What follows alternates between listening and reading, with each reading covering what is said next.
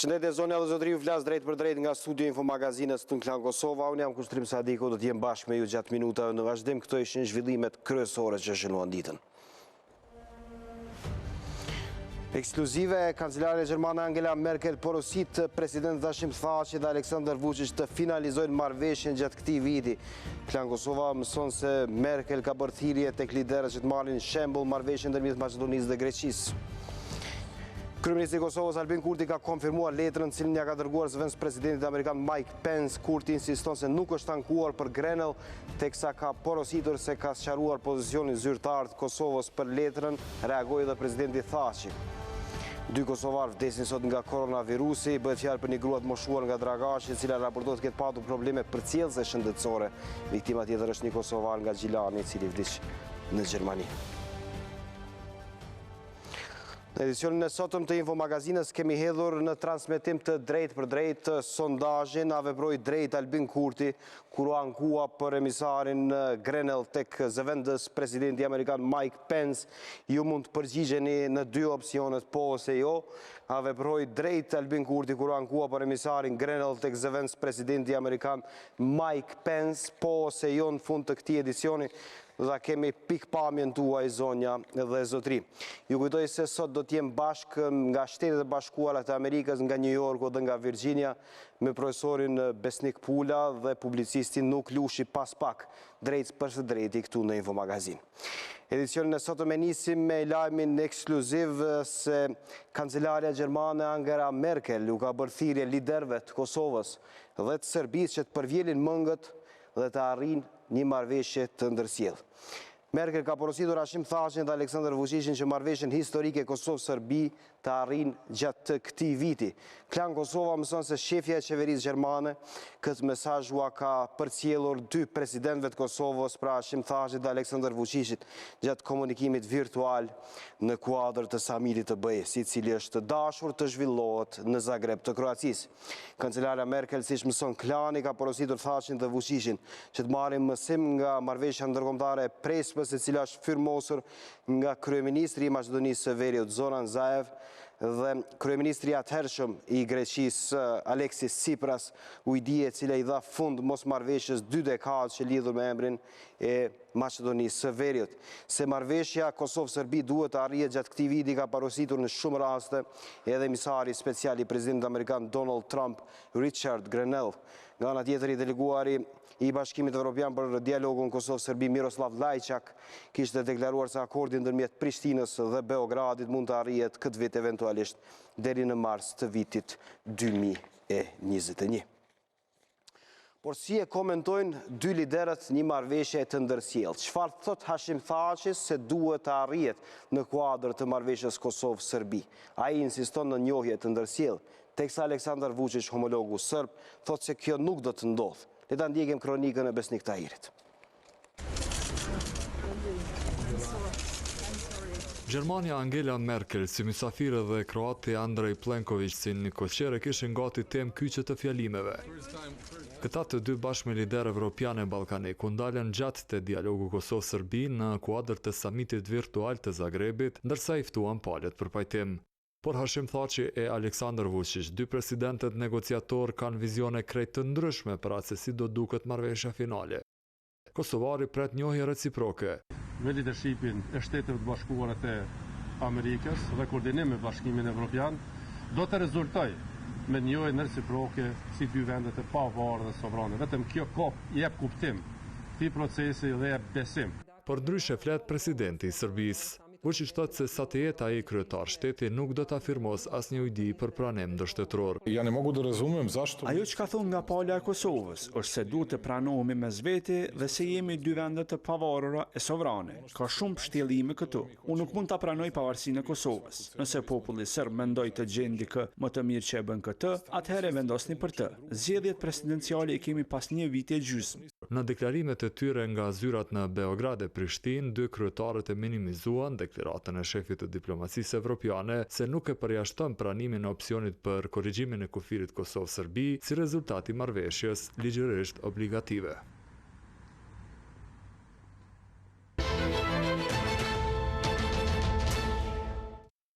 Vazhdim do të flasim për kryeministrin në detyrë të Republikës Kosovës Albin Kurti, i cili ka konfirmuar raportimin e Klan Kosovës se i ka dërguar një letër zëvendës presidentit amerikan Mike Pence, ku flet për një sër çështjesh ndër të cilat edhe rolin e emisarit special të presidentit amerikan Donald Trump, Richard Grenell. Albin Kurti insiston se nuk është ankuar për pozicionin e Richard Grenell, teksa thot se për të është keq informuar dhe se është dashur të shkruaj liderëve pra dhe përfaqësuesve të Shtetet Bashkuara të Amerikës lidhur me pozicionin zyrtar të Kosovës. Këto deklarata i dha pasi dhuroi gjak në qendrën e transfuzionit të gjakut, kur u pyet nga gazetarja e Klan Kosovës Arbresh Shpahti. Le të ndjekim qëndrimet gjerësisht të kryeministrit në detyrë të Republikës Kosovës, Albin Kurti. Kemi pa kohëve të fundit që gjitha vizita që po i zhvilloni në vendet të ndryshme, sikur po i bëni pa praninë e medjeve. Pse është kjo? A i druani ballafaqimit të pyetjeve në gazetare dhe të njëjtën kohë dashur ta më pyet për letrën që e keni shkruar më 19 prill zëvendës presidentit amerikan Mike Pence, cili ka qenë qëllimi juaj me këtë letër drejtuar zotit Pence, dhe a mund ta dim çka dështë të synonit me atë letër ku ankoheni në një farë mënyre për qëndrimet e Richard Grenellit, ish ambasadorit amerikan që ka vepruar në Gjermani dhe njëkohësisht emisarit special për dialogun Kosovë-Serbi. A keni diçka personale me Richard Grenellin dhe cili është qëndrimi juaj karshiti? Së pari agenda ime si kryeministër në detyrë është publike, kudo që ju vini, jeni të mirëseardhur, kudo që unë shkoj, ju mund të vini. Ndërka që sa i përket letrës me të cilën po merren tash aq shumë njerëzit, ajo nuk është letër e këtij muaji fare. Ajo është një letër diku ka mesi muajit prill.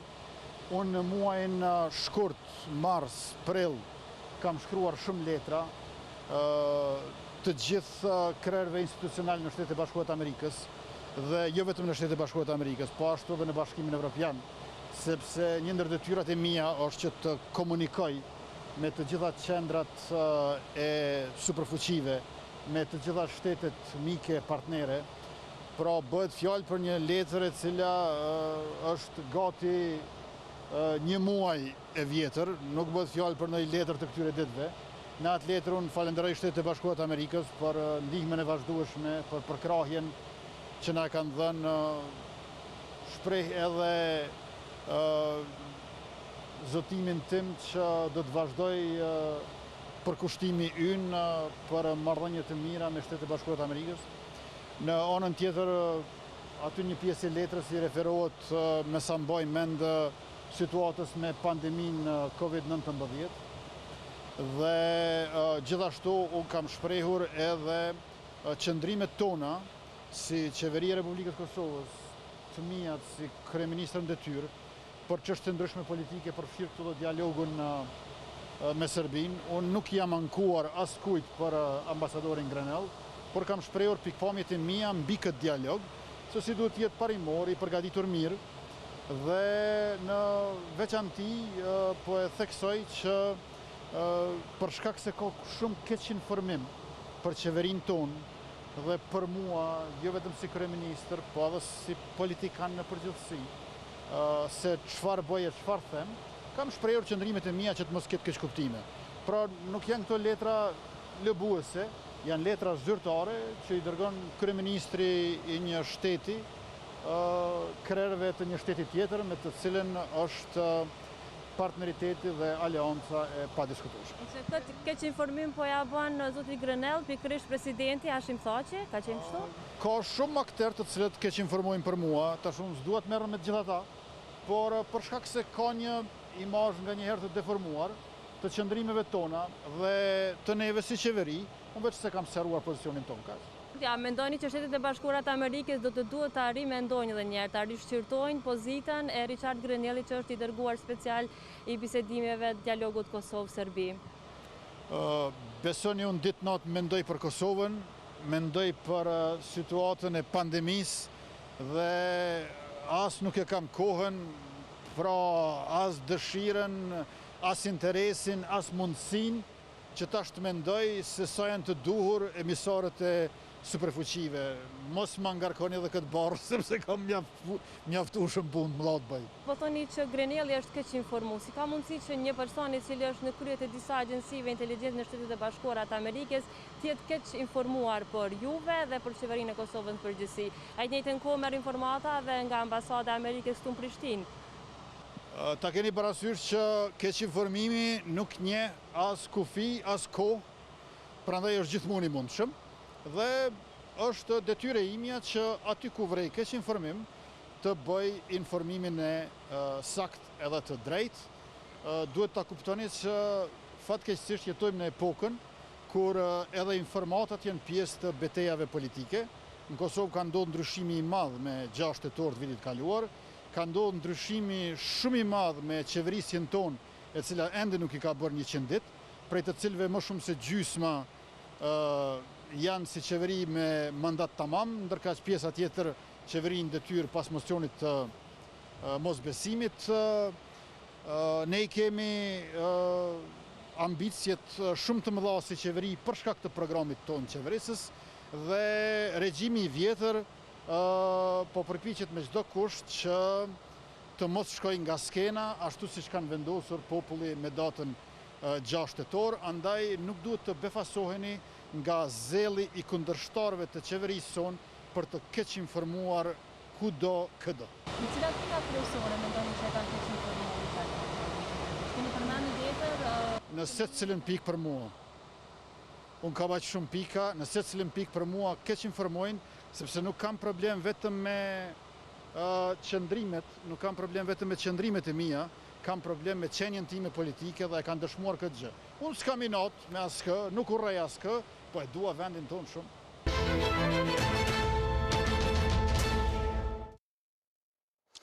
Ndërkohë letrën e publikuar ose të drejtuar në adresë të njeriut të dytë të administratës amerikane Mike Pence, i cili nuk është përgjigjur pra ende në këtë letër të kryeministit në detyrë. Albin Kurti ka komentuar edhe presidenti Thaçi, i cili ka folur sot pas përfundimit të samitit virtual të Zagrebit, ku kishte kërkuar liberalizim vizash për Kosovën. Le ta ndjekim qëndrimin e presidentit shtetit Hashim Thaçi, çfarë thot për letrën e Albin Kurtit ndaj Mike Pence. Se përket letrave që ju e theksuat, unë nuk jam duke i lexuar, nuk jam duke i përcjellur dhe nuk i kam pasur në përduart e mia, por poshtë leje që të shkruaj kujdo, çka do, por se kam ndërmend të mirë me ato letra. Dhe shërbat e njohin në realitetin Kosovë shumë mirë. Për Shtetet e Bashkuara të Amerikës, por edhe për Bashkimin Evropian, për letrat mbase, por sigurisht se për deklaratën e Borrell ka reaguar kryetari i Lidhjes Demokratike të Kosovës, Isa Mustafa, nëpërmjet rrjetit social në Facebook. Ai ka thënë se askush nuk mund të imponojë Kosovës shkëmbimin e territoreve ose coptimin e territorit. Le ta ndjekim qëndrimin e të parit të LDK-s, Isa Mustafa. Askush nuk mund t'i ndryshoj kufit e Kosovës, në qoftë se ne i besojmë vetvetes për të mos i ndryshuar. Kjo është në dorën dhe në përgjegjësinë tonë. Nuk është Grenelli, as Borrelli e as Lajçaku, ata që ndryshojnë kufi dhe shkëmbejnë territore. Prandaj është e padenjë që mosguximin tonë për t'ju përveshur dialogut të arsyetojmë me rrezikun e kasapimit të Kosovës.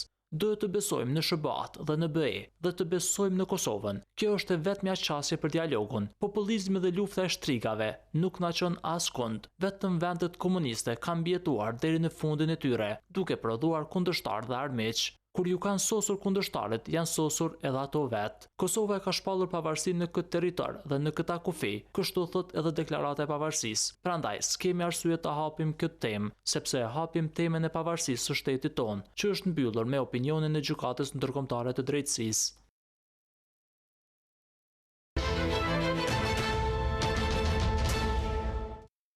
Por çfarë i kishte thënë Albin Kurti Mike Pence? Cilat kanë qenë pikat e kësaj letre dhe çfarë kishte porositur për emisarin special të presidentit amerikan Donald Trump, Richard Grenell?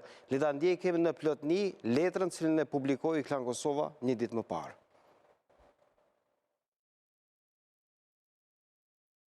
E ka bërë me dije disa herë se Richard Grenelli nuk ka raporte të mira. Pos që ka thënë se Amerikani në një farë mënyrë ka gisht në rrëzimin e qeverisë së tij, Albin Kurti po mendon se ish ambasadori i Washingtonit në Gjermani është keq informuar nga presidenti Hashim Thaçi në lidhje me temën e korrigjimit të kufive Kosovë-Serbi, për të cilën ka thënë se mund të shkaktojë gjakderdhje në Ballkan. Këtë shqetësim kryeministri në detyrë e shprehu përmes një letri drejtuar zëvendëspresidentit të shtetit më të fuqishëm në botë, Mike Pence. Klani mëson se ajo e mban datën 19 prill dhe ka 11 pika, ndërsa është adresuar atij përmes ambasadës amerikane në Prishtinë. Pos shqetësimit se Grenell është keq informuar nga Thaçi për korrigjimin, Kurti në 10 pika tjera e njofton Pence për zhvillimet e kohëve të fundit në Kosovë. Mes tjerash edhe për rrëzimin e ekzekutivit të tij me anë të emocionit, për të cilin ka thënë se ngjalli pakënaqësi në vend. Kosovari ka shkruar se partitë opozitare larguan atë me pretekstin se qeveria e tij s'po është pro-amerikane mjaftueshëm, ndërsa shton që arsyeja e vërtetë e rrëzimit është se ai dhe ministrat e tij e kanë marrë seriozisht luftimin e korrupsionit. Kurti po ashtu i kërkon një telefonat Pensit, ndërsa e njofton se e hoqi taksën ndaj Serbisë, që ishte kërkesë e Grenellit. Zyra e kryeministrit ka konfirmuar për Klan Kosovën dërgimin e letres dhe në një përgjigje me shkrim të zëdhënësit përparim kryeziu, thuhet se kryeministri e ka të bazuar shqetësimin mbi keqinformimin e Richard Grenellit nga ana e presidentit Thaçi. Presidenti i Kosovës, zotri Thaçi, përmes lobit të tij ka punuar që të imagjinohet se një realitet tjetër ekziston në Kosovë. Pra ka një shpërputhje mes situatës së sajuar nga presidenti, ku dialogu kinse tashme ka përfunduar dhe vetëm pritet në nënshkrimi i marrëveshjes, dhe realitetit ku së pari duhet dialog për të zgjidhur çështjet e pazgjidhura e ku nuk mund të ketë shkëmbime territoriale, përkatësisht ndarje të Kosovës. Por anën kupton letra se Kurti i kërkoi Pensit të ndikojë te Trump për ta shkarkuar Grenellin nga pozita e emisarit special për dialogun Kosovë-Serbi. Ne komunikojmë dhe bashkëpunojmë me të gjithë emisarët e zyrtarët amerikanë që na qasen. Ne përfaqësojmë qeverinë e Republikës së Kosovës dhe mbrojmë interesat e vendit e popullit tonë. Nuk kemi as dëshire as mundësi të merremi se kush konkretisht e saktësisht janë ata zyrtarë. Nga ambasada amerikane nuk dëshën të komentojnë në lidhje me letrën, duke sugjeruar të kontaktohet zyra e kryeministrit. Në lidhje me mundësinë që presidenti Donald Trump ta largojë Grenellin, zëdhënësja Deborah McLean tha se ambasadës amerikane nuk i takon të bëjë çfarëdo rekomandimi në lidhje me emrimet politike që i bën Shtëpia e Bardhë e as të spekulojë në lidhje me këtë, sikur që po i kërkohet.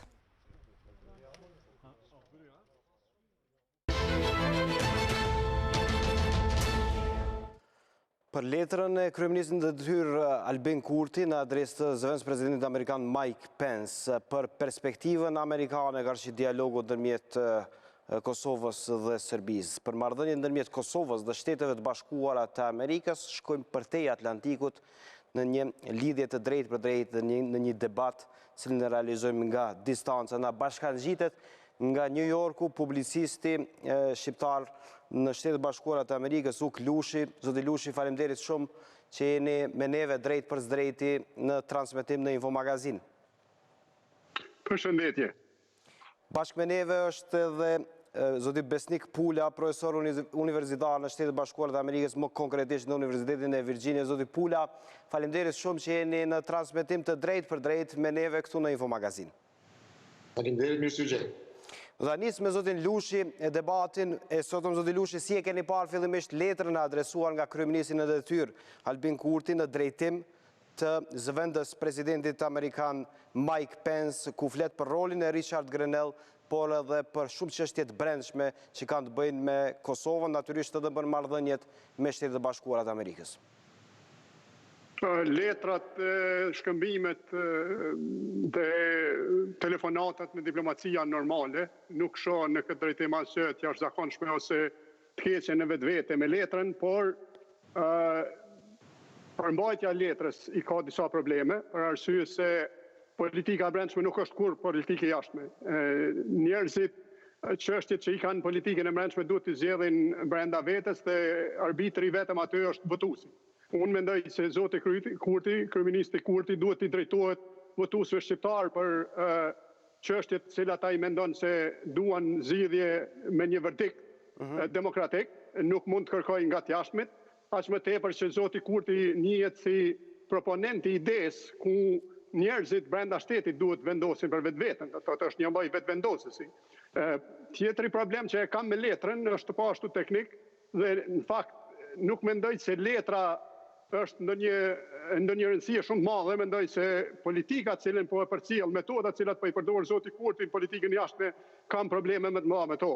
Kështu që siç u tha edhe në storyn juaj më përpara, është një lloj jo praktike, diplomatike, që letrat e tilla të kryeministit të shtetit shkojnë në një nivel i cili është në nivelin protokollar të kryeministrit. Është në rregull po t'i kishte shkruar presidenti Trump, nëse donte t'i çonte Mike Pence'it letër, atëherë do duhej ndoshta zëvendës kryeministri Haki Abazi ta nënshkruante atë letër, për arsye se ai mund ta paraqiste qendrimin e qeverisë. Tjetri problem protokollar është se letra në vend se të shkonte përmes ambasadës së Kosovës në Washington DC, ka shkuar përmes ambasadës amerikane, ndërsa ambasada në DC punon edhe për qeverinë Kurti, edhe për kryeministrin Kurti, paguhet nga taksat tona për të punuar edhe për qeverinë Kurti. Qartë, do t'i kthehemi çështjes politikës brendshme elementin që nxorët para kësaj ta marrim komentin nga profesori Pula. Zoti Pula, si e keni parë ju letrën e zotit Kurti, cilën e konfirmoi sot, por e sqaroi se tha nuk është një ankesë në drejtim të zotit Pence për çështjen ose për rolin e zotit Grenell, sqarimi i pozicionit të Kosovës, ka që shumë dashakëqimve që janë në këtë rast sipas zotit Kurti për të. Si e keni parë ju? Unë jam dakord me interpretimin se kjo është, domethënë, pjesë e një komunikimi normal midis qeverive. Mendoj se ka një, domethënë, element protokollar, siç përmendi edhe zoti Lushi, që duhet respektohet, se nuk është, domethënë, që një kreu i një qeverie të shkruajë një zëvendës presidenti, domethënë, ndoshta ajo pak është domethënë, një jo ndjekje e drejtë e procedurës. Nga aspekti i përmbajtjes, mendoj se domethënë, kjo letër ka qenë, nëse nuk gaboj, në vazhdim e një komunikimi i cili, domethënë, janë dërguar letra edhe presidentit Trump, janë dërguar letra edhe proponentëve tjerë të politikës amerikane, të politikës së jashtme amerikane. Kështu që nuk është diçka të jashtëzakonshme në këtë, dhe mendoj se siç është edhe qendrimi i qeverisë, nuk është, domethënë, nuk ka që qeveria e Kosovës drejt të kërkojë, domethënë, se kush duhet të përfaqësoj, kush duhet të jetë emisari i Shtetit Bashkuar të Amerikës. Ai duhet të punojë me cilin do që emërohet, dhe kjo më duket që është e qartë për qeverinë. Po mendoj se është e drejtë, domethënë, që të jepet, domethënë, pikpamja rreth procesit i cili është ndjekur nga Shtetet e Bashkuara, dhe mendoj se në atë funksion letra, domethënë, nuk është diçka e jashtëzakonshme.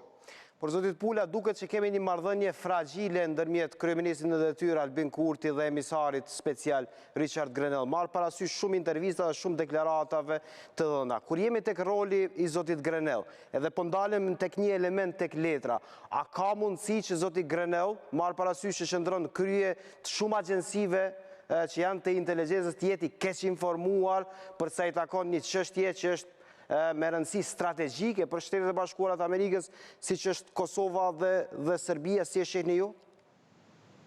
Po, tash, keq informimi mund të jetë është diçka relative, në kuptimin që në rolin të cilin zoti Grenell ka si drejtues i agjensive të inteligjencës, është një rol i përkohshëm i tij, sa do të zaventësohet natyrisht.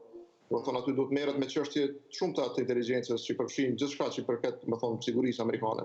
Dhe veçantisë, domethënë, rastit të Kosovës, ku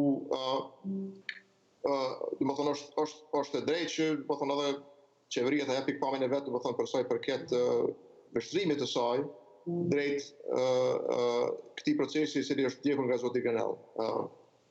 Mendoj që, domethënë, ka një acarim ose një lloj, domethënë, një mosbesueshmëri, është e qartë midis zotit Grenell dhe qeverisë së zotit Kurti. Dhe kjo është një problem i cili mendoj, domethënë, shkaqet e saj nuk lidhen vetëm me veprimet e qeverisë, lidhen edhe me veprimet e zotit Grenell, domethënë, dhe çështjet e tij ndaj këtij procesi. Dhe për cilën ndoshta mund të flasim më vonë. Po, padyshim se do flasim për rolin e zotit Grenell. Zoti Lushi, pyetja e njëjtë për juve, po flasim për rolin e zotit Grenell dhe çështjen shumë problematike e cila ka vite që, po e shuaj kështu, ka vitet e fundit që është ngritur në sipërfaqe, që është e shkëmbimit të territoreve dhe ideja e zotit Kurti është palosur në letër se zoti Kurti është, ose zoti Grenell është keq informuar nga zoti Thaçi, mu për çështjen e ndryshimit të kufive. Si e shihni këtë? Unë dua të them diçka, nuk besoj që Shtetet e Bashkuara të Amerikës janë të keq informuara apo të pa informuara lidhur me Kosovën, rajonin dhe botën. Shtetet e Bashkuara të Amerikës kanë kapacitete që nuk i ka asnjë shtet në botë, nuk e vë dorën në zjarr se nuk mund të ketë keq drejtim lidhur me Kurtin, për arsye se politika është e njëjtë gjithmonë në botë dhe politikanët natyrisht shikojnë edhe interesat e tyre. Por mënyra, metoda cilën zoti Kurti po përdor sipas meje është metoda e gabuar. Për arsye se ai ka mundësinë që ta shpreh pikpamjen e tij, këndvështrimin e tij dhe të qeverisë natyrisht dhe mos pajtimet e tij edhe me politikanë të tjerë në tavolinë. Ai duhet shkoj të ulet me Mike Pence dhe me Donald Trump një ditë aty, në tavolinë. Ky ka qenë gjithmonë insistimi im që faktori politik Kosovë ta ketë mundësinë që të ketë shumë zëra, mos ketë vetëm një zë.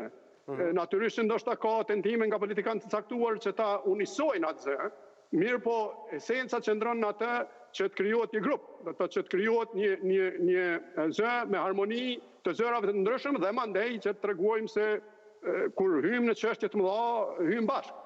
Duhet t'ju rikujtoj shikuesve sidomos dhe gjithë njerëzën politike në Kosovës se Amerika është sponsori kryesor i shtetit Kosovës. Është jo logjike, është po ashtu kundër interesit amerikan. Që të mendohet që Amerika do të del kundër interesit vet, për arsye se po mos kishte pasur Amerika interesa, nuk do të ishte në Kosovë. A kanë amerikanë interesa që janë tonat, a kemi ne interesa që janë të amerikanëve? Natyrisht. Dhe aty qëndron aftësia diplomatike e një përfaqësuesi të shtetit që ta gjejë një mes ideales dhe naives. Dhe natyrisht duke marrë parasysh edhe realizmin politik. Ne nuk mund të veprojmë me një idealizëm pa kufi duke menduar që nuk ka kjo botë interesa. Për shembull, përmendet thuhet që raporti ynë me Shtetet e Bashkuara është i shenjtë. Ky është një bëdallëk i llojit veçantë për arsye se nuk ka raporte të shenjta mes shteteve. Por nuk ka dyshim që ne jemi në sferën e njëjtë me Shtetet e Bashkuara të Amerikës, jemi në anën e njëjtë dhe natyrisht duhet të ngulim këmbët kur preken interesat tona, por ato duhet bën bashkë me Shtetet e Bashkuara të Amerikës, bashkë me Amerikën. Jo duke dalur në pozita ku, si ka ndodhur për shembull me kryeministrin Kurti, që është keq përdorur nga media ndërkombëtare. Intervista e tij që ka pasur me Foreign Policy për shembull, absolutisht është keq interpretuar.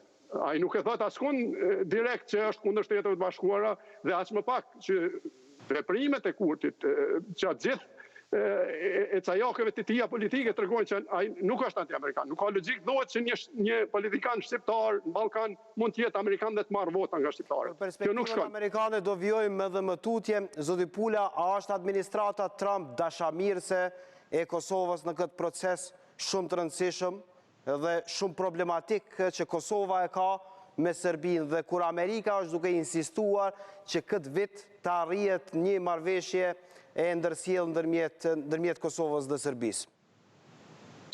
Ta shikoni, do të thonë kemi të bëjmë me një administratë jo konvencionale, e cila është në një farë mënyrë edhe për së brendshmi e fragmentuar, në kuptimin që do të thonë linjat mbi të cilat ose ku zhvillohet politika dhe vendimarrja janë pak të koklavitura në këtë administratë, në kuptimin që shikoni vetëm situatën që kemi me emisarët, kemi dy emisarë, për shembull. Një emisar kemi nga Shtëpia e Bardhë dhe kemi një emisar nga Departamenti i Shtetit. Kjo është, domethënë, diçka jashtë praktikës normale të qasjes ndaj cili do problem ndërkombëtar.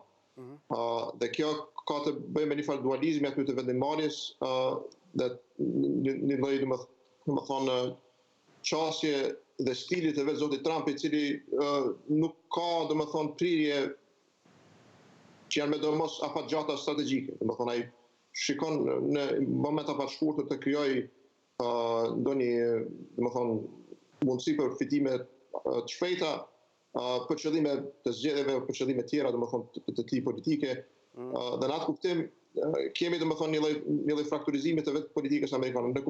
Dihet se domethënë në Kongres, në Departamentin e Shtetit, domethënë në ato institucionet që janë afatgjata domethënë në politikën amerikane, që përcaktojnë linjat kryesore të politikës amerikane. Dihet se aty ka përkraje për Kosovën, domethënë Departamenti i Shtetit, Departamenti i Mbrojtjes dhe në Kongres gjithashtu. Domethënë në atë kuptim përkraja për Kosovën vazhdon. Ajo që më rëngos mua është domethënë kjo lloj çësje pak si e pakujdesshme, pak si domethënë kapricioze, pak si domethënë e shpejt për të shfrytzuar presionin ndaj palës së dobët për të arritur rezultate të shpejta.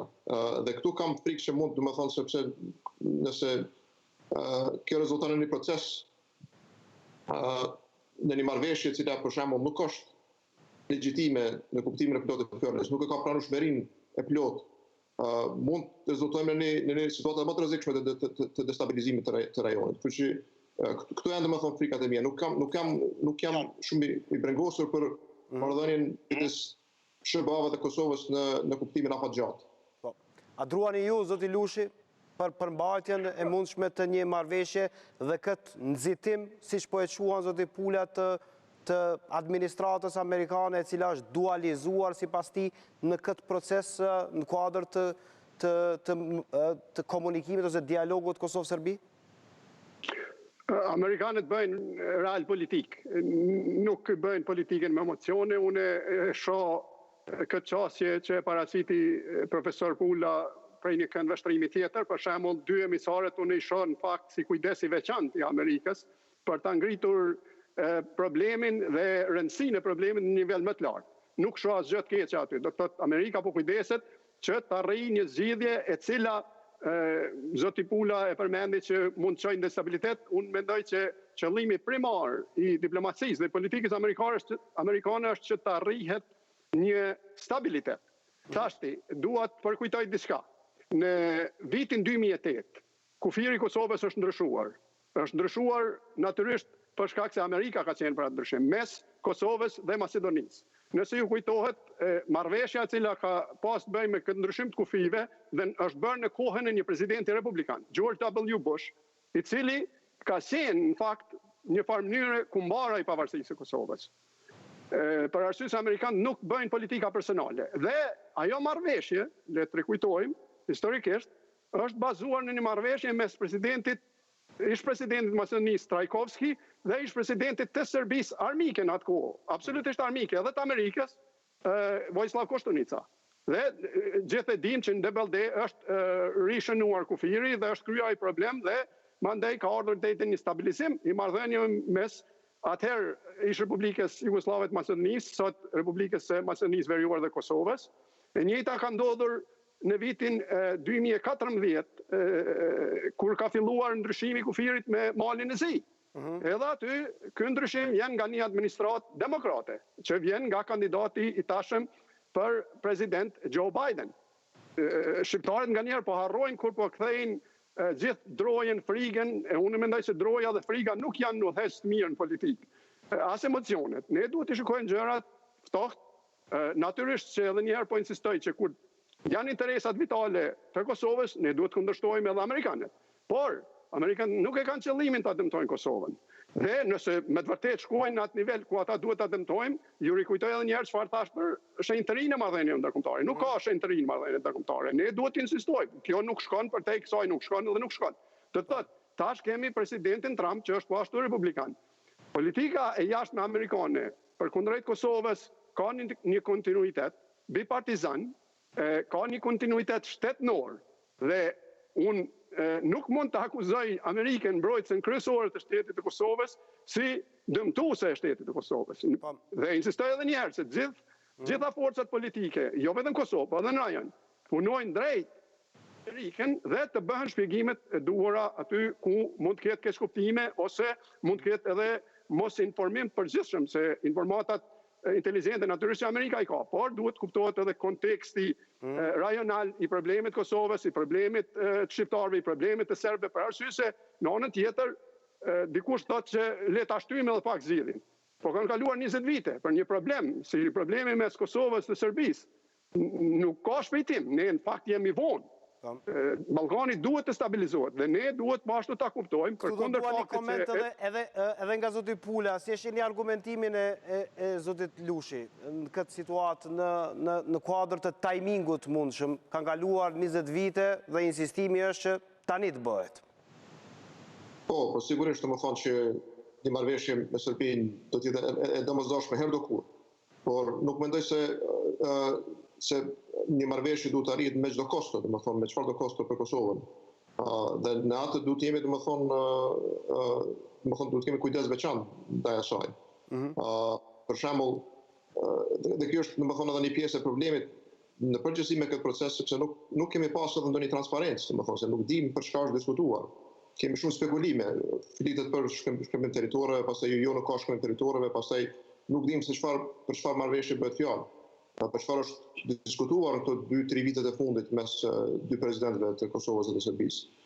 Domethënë nuk kemi informim në atë kuptim dhe prandaj edhe kjo krijon hapësirë mandej për spekulime, për keq interpretime, për pasiguri, për domethënë dhe kjo është domethënë përgjegjësi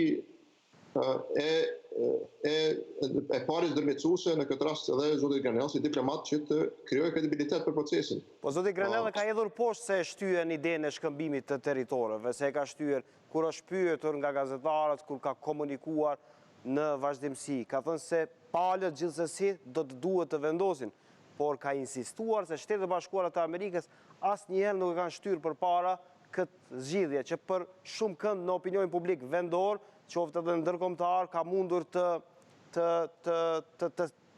jetë një reflektim i një destabilizimi rajonal këtu në Ballkan, zoti Pula. Po, domethënë zoti Granell është deklaruar 2-3 herë se nuk gaboj për çështjen e territoreve dhe ai domethënë është shpehimisht ka thënë që unë nuk kam parë një marrëveshje të tillë. Domethënë nuk ka mohuar ekzistencën e një marrëveshje të tillë. Dhe kjo krijon ambiguitet, domethënë, sepse pse nuk kemi një siç është bërë domethënë përpara ku janë shpërndar drafte të marrëveshjeve, kemi lexuar dhe publikisht, kemi pa çka përmban kjo marrëveshje.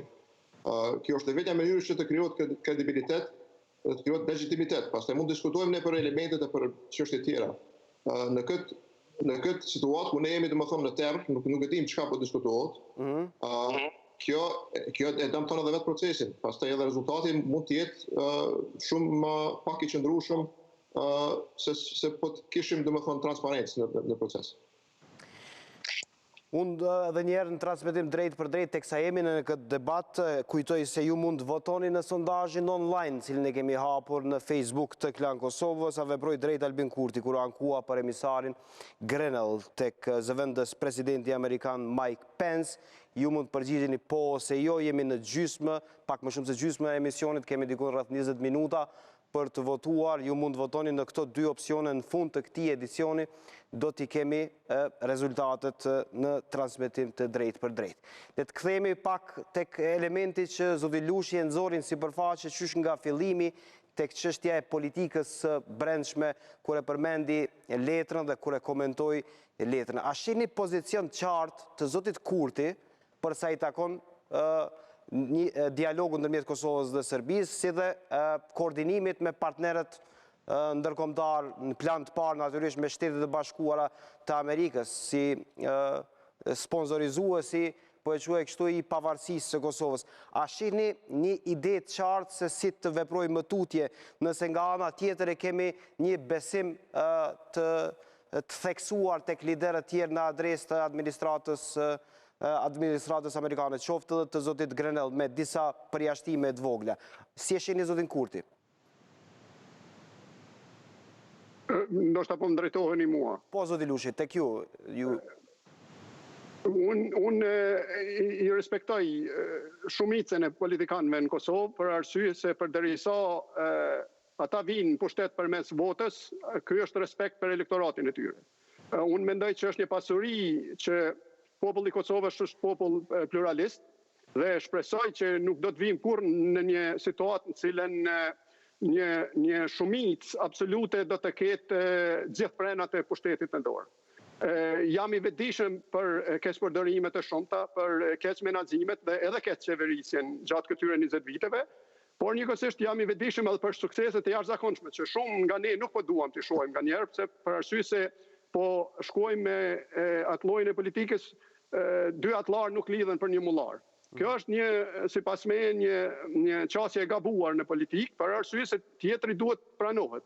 Dhe duhet shihet në fakt mos pajtimet duhet shihen si ngritje e çmimit dhe ngritje e vlerës tënde si shtet. Nuk kam probleme unë pse për shembull zoti Kurti nuk pajtohet me zotin Thaçi ose me zotin Haradinaj ose me zotin Mustafa e politikan tjerë, përderisa ata i kanë vijat e komunikimit hapura dhe përderisa e heqin mentalitetin e tash të quajturit lidhja e atit për mullar. Për arsye se neve nuk na nevojitet njerëz që janë gjithfuqishëm, që vendosin gjithçka për vete, që vendosin kryen vete, por duhet që të ketë një koordinim. Sot zoti Kurti është kryeministër në largim e sipër, në aspektin demokratik, normalisht që partia e parë duhet jetë ajo që e udhëheq, jo e përfaqëson krejt vullnetin e popullit, por e udhëheq vullnetin e popullit, mirë po, proceduralisht, në çdo aspekt, kur shumica tjetër bëhet kundër teje, e ka drejtën që të largoj.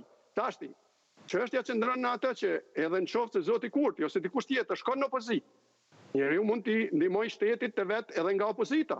Nuk ka asnjë problem, për arsye se ne në fakt i kemi arritur disa nga rezultatet më të mira si shtet, edhe nga opozita. Zoti Thaçi atë botë për shembull bisedimet e Vjenës ka qenë nga opozita. Kështu që unë nuk i shoh këto opozicionet kush është në qeveri, po flas vazhdimisht më shumë për politikën e jashtme se politikën e brendshme. A ka nevojë për ndryshime në politikën e brendshme? Absolutisht. Por zoti Kurti duhet të jetë i durimshëm, për arsye se ai ka pasur durim. Disa raste ai nuk ka dashur as të vinë pushtet vetiu, për arsye se ka menduar që emancipimi i shoqërisë është më i rëndësishëm se sa qeverisja.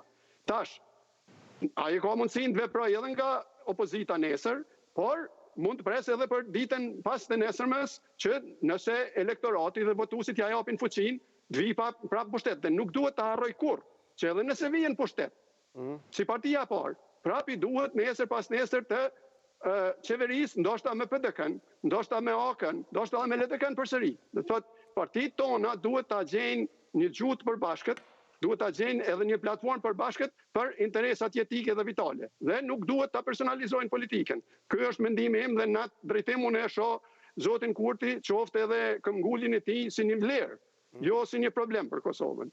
Po, një segment i rëndësishëm që përmendet edhe në letër është çështja e antiamerikanizmit, po e shohim thojza në seancën e fundit ku ishte votuar mocioni anti-Kurti, kishte patur akuza nga subjekte tjera politike në adresë të zotit Kurti dhe të lëvizjes vetëvendosje. A e shihni Albin Kurtit si një anti-amerikan, siç i kanë akuzuar një pjesë e subjekteve tjera politike, zoti Pula, si e shihni marrëdhënien e zotit Kurti me Shtetet e Bashkuara? Po shikoni tash, është e vërtetë siç theksoi edhe zoti Lushi siç duket në Kosovë, domethënë edhe nga ne që jemi jashtë që vëzhgojmë, është një nivel i polarizimit shumë i lartë në këto momente. Dhe mendoj se domethënë tash ka shkaktor shumë, po mendoj se një nga nxitësit e kësaj situate është edhe përdorimi ose si të themi domethënë mobilizimi i kësaj akuze anti-amerikanizëm si një lloj devize politike për të sulmuar qeverinë. Domethënë dhe ky është domethënë një lloj domethënë mungesë jo vetëm me mirëbesimit, por edhe një keqdashësi, domethënë që krijohet një atmosferë ku çështje debati politik në Kosovë bëhet amerikanizmi pra amerikanizmi ose anti-amerikanizmi, që është domethënë një çështje shumë është edhe çesharakë të fitet për të domethënë. Që në këtë kontekst ky është vetëm një sulm, domethënë mjaft i ulët politik. Mendoj domethënë se në këtë dhe tash mund flas edhe nga perspektiva amerikane, se domethënë edhe unë edhe zoti Lushi, domethënë jemi edhe shtetas amerikanë, kemi domethënë edhe qeveria amerikane na përfaqëson edhe neve në një farë mënyrë. Domethënë se në këtë prandaj theksova domethënë edhe rolin e zotit Grenelli, i cili ka kontribuar, nëse nuk e ka krijuar këtë situatë, por ka kontribuar në nxitjen e kësaj situate. Kur ai domethënë është përpjekur që ta përçojë qeverinë, duke ftuar për shembull përfaqësues të BDK-s në shtëpinë e parë që takohen me të, duke përjashtuar për shembull kryeministin, duke përjashtuar elementet institucionale, Ministrinë e Punëve të Jashtme të tjerë, domethënë për të krijuar një situate të tillë, domethënë kjo çështje e tij është ajo e cila e ka dëmtuar mirëbesimin në këtë proces. Dhe unë tash nuk e di motivin, nuk e di është çështje domethënë se zoti Grenell nuk është edhe diplomat me një përvojë gjatë apo është ndonjë çështje tjetër, por kjo e ka dëmtuar procesin. Dhe prandaj jemi në këtë situatë ku jemi edhe në aspektin e brendshëm në Kosovë, të polarizimit, edhe në aspektin e këtyre domethënë kundërthënieve që i kemi me marrëdhëniet e qeverisë me administratën amerikane. A jeni të involvuar zoti Lushi, zotin Grenell në rënien e qeverisë, në atë çfarë po pretendon zoti Pula? Unë nuk besoj në këto teori të influencave direkte për të vetmen arsye, sepse nuk ka nevojë Amerika të ndërhyjë në një rrëzim të një qeverie të një vendi alat. Mandej nuk është e rëndësishme kjo fare, as nuk është diplomatike, prandaj thash që për shembull mediat ndërkombëtare e kanë keq përdorur kryeministrin Kurti për arsye se ai indirekt ua ka dhënë mundësi. Gjuha në diplomaci ka shumë rëndësi. Metodat në diplomaci janë tjera prej si mendojnë njerëzit e zakonshëm. Kjo edhe nuk është diçka e re, çfarë po them, është një traditë mirë vjeçare. Në diplomaci ndodhin takime sekrete, në diplomaci ndodhin bisedime sekrete. Esenca e influencës në diplomaci është që t'jesh në tavolinë. Ka shumë rëndësi që t'jesh në tavolinë dhe aty të bëhet rezistenca më e madhe. Për arsye se nuk po hedhë poshtë edhe faktorin e brendshëm edhe faktorin e popull që është shumë i rëndësishëm. Për shembull, unë mendoj që populli i Kosovës duhet të hyjë edhe ai në tavolinën e bisedimeve. Ju do të thoni si ka mundësi mëse 2 milion njerëz shkojnë të ulen në tavolinë e bisedimeve. Nuk do të ulen ata, do t'i kenë përfaqësuesit. Por zoti Kurti ka mundur të marrë iniciativa ligjore bashkë me parti tjera dhe të kemi ligjin për referendumin për këtë çështje.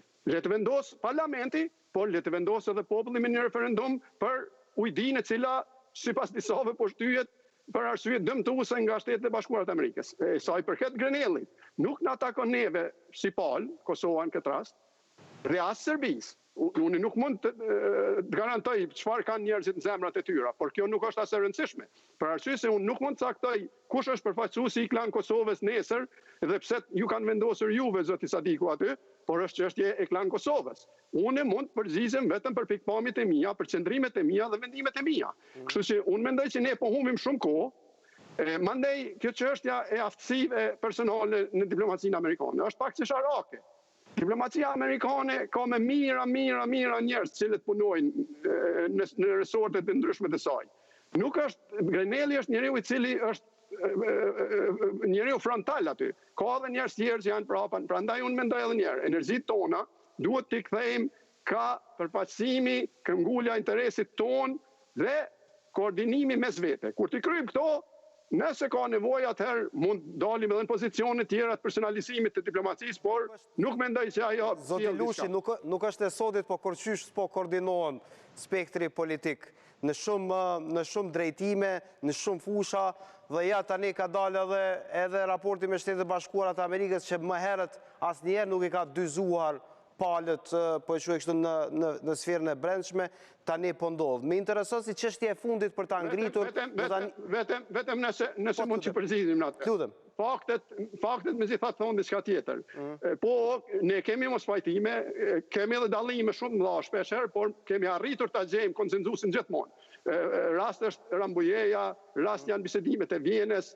Do të thotë, kur vjen çështja të interesat jetike, unë mendoj se ne shqiptarët mund ta gjejmë megjithatë një modus vivendi me të cilin mund të operojmë së bashku. Po, padyshim, mendoj një pjesë e madhe e popullatës shpreson në një gjë të tillë. Nëse palët këtu në politikën e brendshme, zoti Pula, janë të polarizuar, kanë dasi të thella edhe përsa i takon roli Shtetet Bashkuara të Amerikës në kuadër të dialogut. Si është situata tek lobi shqiptaro-amerikan? A ka një zë, sepse këtu mund të kryhet shumë punë, natyrisht këtë historikisht e kanë bërë shqiptarët në Shtetet Bashkuara të Amerikës, në shumë procese të ndryshme në cilët Kosova, por edhe Shqipëria kanë kaluar kohë të vështira. Si është situata tani? Po tash, unë t'ja pikpamjen time, unë mendoj se lobi shqiptar në Amerikë është ndoshta në pozitën më dobët që ka qenë prej viteve 1990, kur ka filluar angazhimi më serioz i lobit shqiptar rreth Kosovës, po edhe rreth demokratizimit të Shqipërisë, zhvillimeve të tjera në Ballkan. është fakt se për shembull ne si komunitet nuk kemi përfaqësim në Washington DC. Do të thonë nuk ka një përfaqësim, nuk ka organizim të lobit në Washington DC. Kemi organizata të ndryshme që punojnë në komunitete të ndryshme, në vende të ndryshme, sepse dini Amerika është vend i madh dhe ka, do të thonë, shumë shtete dhe ka angazhime në atë nivel ku ka, do të thonë, shqiptar për shembull në New York ose në Michigan ose në vende të tjera, Chicago e tjerë. Por nuk kemi organizim në nivel nacional, do të thonë në nivel të përfaqësimit në Washington DC. Dhe mendoj kjo ka kriju një boshllëk të madh, i cili tash sa vite, do të thonë, e ka dëmtuar edhe sepse, do të thonë, kjo tash nëse e zgjerojmë pak perspektiven, shohim se interesimi në Kosovë ka rënë edhe në kohën e presidentit Obama. Do të thonë, ka pasur interesim të lartë sa i përket për shembull njohjeve, sa i përket, do të thonë, përkrahjes së Kosovës në antarësim në BE, në NATO, në formimin e ushtrisë etj. Do të thonë, kemi një rënje graduale të interesimit dhe tash kemi një situatë ku kemi një interesim, por kemi një lloj jo përfaqësimi të qëndrimeve të lobit shqiptar, një mos angazhim. Unë shpresoj se ky boshllëk mund të plotësohet dhe do të plotësohet ndonjëherë, po tash për tash nuk duket se ka ndonjë gjë që do të ndodhë shumë shpejt në këtë aspekt. Zoti Lushi, a është e çakorduar edhe lobi shqiptar në këtë situatë kur Kosovës mbase i duhet ndihmë, i duhet një injekcion nga shqiptarët e Amerikës që i kanë qëndruar vendit çdo herë kur ka patur nevojë, natyrisht pa anashkaluar veprën e shumë pjesëtarëve të rëndësishëm cilët janë aktiv dhe cilët lobojnë vazhdimisht për të mirën e shqiptarëve dhe të mirën e Kosovës. Komuniteti shqiptar-amerikan ka diversitet, natyrisht kjo është një lloj pasurie për ne, nuk është shoh si pengesë. Ka një paradoks megjithatë në komunitetin tonë, nëse ju po e quheni edhe lobimin tonë, për arsye se ne nuk kemi qenë kurrë më të fuqishëm. Ne kemi qenë relativisht të fuqishëm gjatë luftës çlirimtare për Kosovën dhe natyrisht kontributi shqiptar-amerikanëve për demokratizimin dhe çlirimin e Republikës Shqipërisë ka qenë i jashtëzakonshëm dhe për përmirësimin e gjendjes së shqiptarëve në përgjithësi në Ballkan. Por tash jemi më të fortë në disa drejtime. Ka më shumë personalitete, individ të shkolluar, të përgatitur që kanë arritur suksese në botën e biznesit, bile edhe në botën e diplomacisë. Ne kemi shqiptar-amerikanë që janë brenda aparatit të shtetit amerikan. Mandej, edhe në aspektin financiar jemi shumë të fuqishëm. Ne kemi pas milionerë edhe atëherë, po tash kemi shumë më shumë milionerë. Problemi është se a janë të organizuar? Po deshta të vijë në konkluzionin e këtij paradoksi. Po jemi edhe të organizuar, por nuk jemi në nivelin e njëjtë të çakordimit, siç e quajtet ju, sikurse në vendet tona, për arsye se këtu nuk ka interesa direkte tona. Njerëzit këtu nuk përfitojnë nga aktiviteti për atë dheun e vet. Nuk përfitojnë, në fakt vetëm humbin, kohë, mjete financiare etj. Por ka vetëm një problem. Ne nuk mund të jemi udhëhecit e çështjeve. Ne mund të jemi mbështetësit dhe pasuesit e atyre çfarë i bëjnë shtetet tona. Kjo ka qenë arsyeja pse kemi formuar shtete. Kështu që unë mendoj se shtetet shqiptare edhe shqiptarët përgjithësi në Ballkan e kanë lënë anash, do të thoya, mërgatën, diasporën dhe emigracionin dhe kjo nuk është në interesin e tyre fare, as në interesin tonë natyrisht. Zoti Lushi, zoti Pula, ju faleminderit shumë që ishit nga distanca përtej Atlantikut në transmetim të drejtë për drejtë me neve. Ju faleminderit. Faleminderit për ftesën. Ishim bashkë me profesor Besnik Pulën dhe publicisti Nuk Lushi, spote publicitare rikthehemi pas pak.